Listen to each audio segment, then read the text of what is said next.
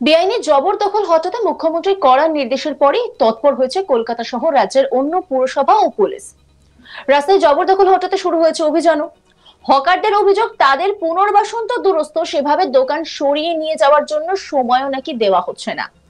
এই পরিস্থিতিতে রাজ্যের হকারদের ক্ষোভ ক্রমশই বাড়ছে।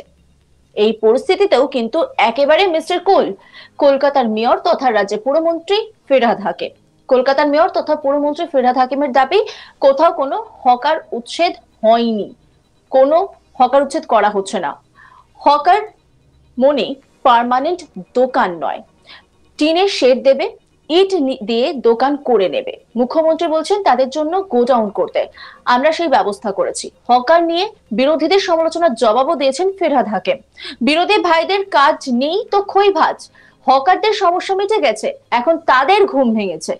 একটা হকার তাদের নেই, একটা ইউনিয়ন তাদের নেই। সেসব জায়গায় বেআইনি দখল হয়েছে সরকারি জমিতে, সেখানে উচ্ছেদ হয়েছে। যে বুলডোজার রেল নিয়ে এসেছিল, আমাদের সংস্কৃতি বুলডোজার নয়, তাদের সংস্কৃতি বুলডোজার। এটা হচ্ছে তাদের কম্পিটিশন। সিপিএম করেছে, বিজেপি না করলে অমিত শাহ রেগে যাবে। ফিরহাদ হাকিম কি বলছেন শোনাবো আপনাদের। আগের বারও প্রেস কনফারেন্সে বলেছি, আজকে হাউসেও বললাম, আবার রিপিট করছি। দেয়ার ওয়াজ নো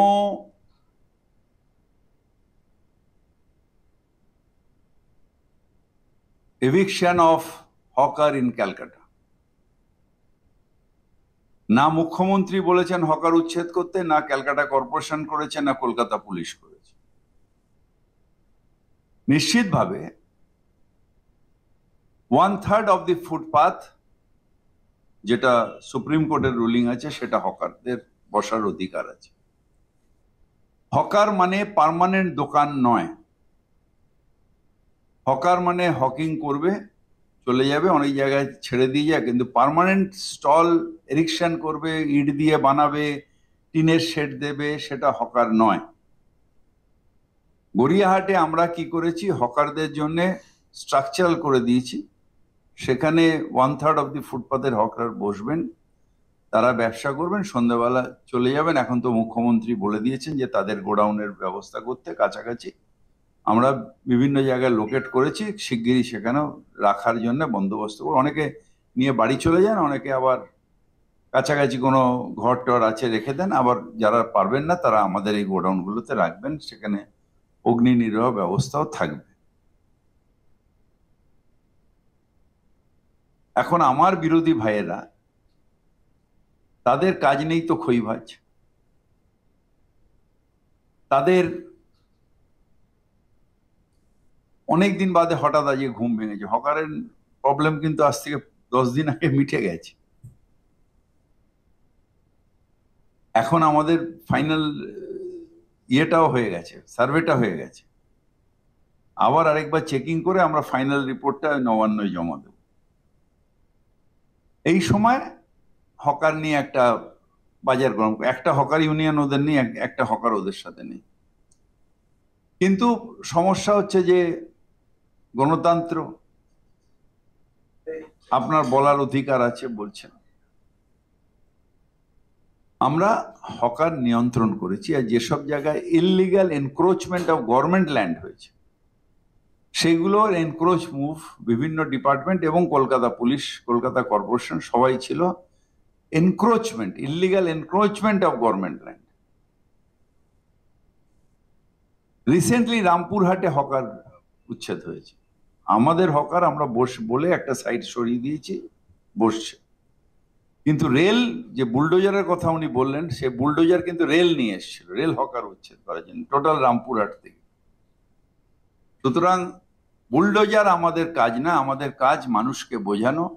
ওদের কালচার হচ্ছে বুলডোজার, যোগী বাবার বুলডোজার, ওই এখন কি কি রেল মিনিস্টার নামটা কি জানো, অশ্বিনী বৈষ্ণবের বুলডোজার, এদের বুলডোজার। আমরা বুলডোজার ব্যবহার করি।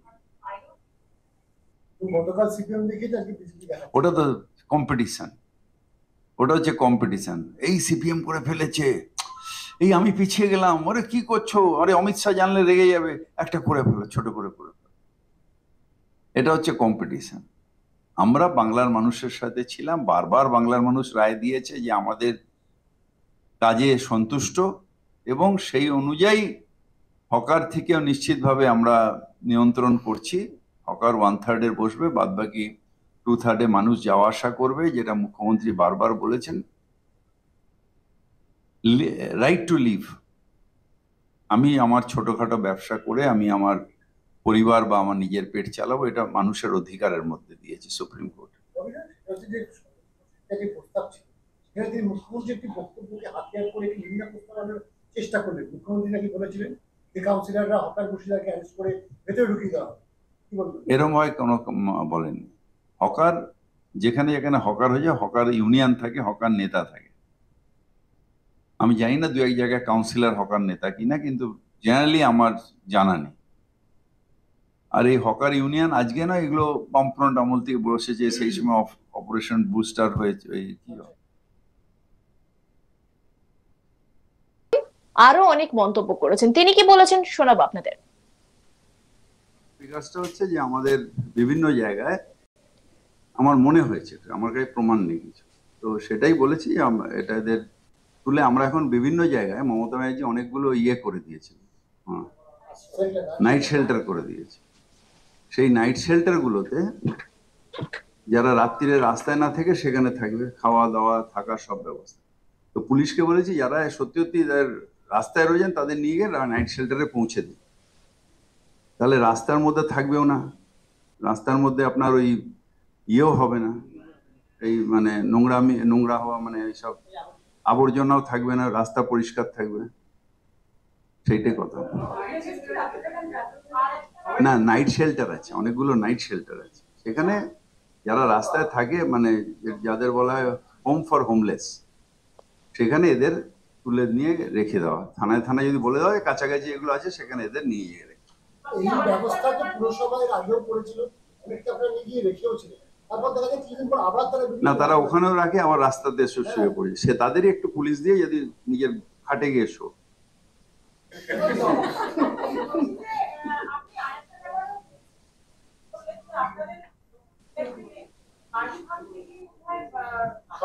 হ্যাঁ, ওটা নিয়ে লিখেছি অলরেডি।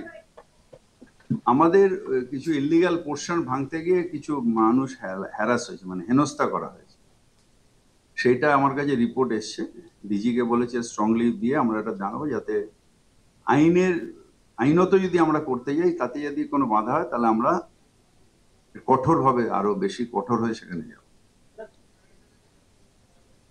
নজর রাখুন আজ তাক বাংলার ইউটিউব স্ট্রিমিং এ।